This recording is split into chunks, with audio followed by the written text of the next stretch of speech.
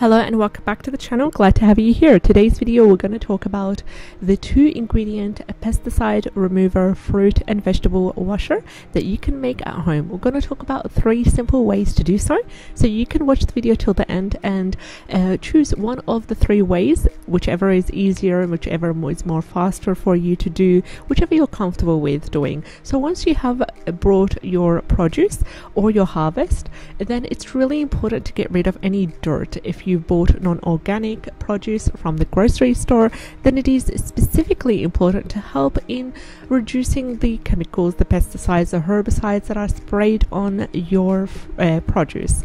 So first of all, here the first way that I like to do is using baking soda. So I just wash my fruit and vegetable and add 2 to 3 tablespoons of baking soda to the water. Let it soak for about 15 minutes and then I rinse, I pack it and get it ready. The second way is by using vinegar. You can go ahead and use white vinegar as I'm doing so here, but recently I have switched to apple cider vinegar. Natural, unfiltered apple cider vinegar with the mother works best for the situation. And in terms of the expense of the apple cider vinegar, I do understand that in specific countries and in Europe also it is quite on the expensive side. So I just bring a bottle of apple cider vinegar and I make my own at home.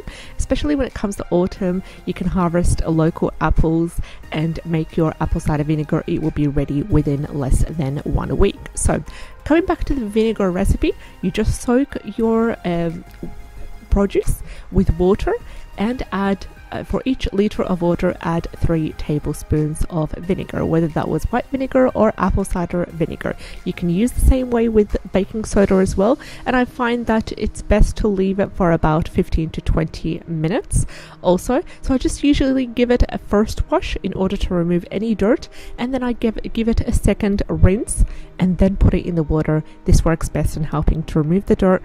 Once I've done so, I just strain and I make sure to realize whether this produce needs to be in the fridge and how should I do it in order to make it last longer. I usually place it in containers and layer down a layer or 2 of paper towels.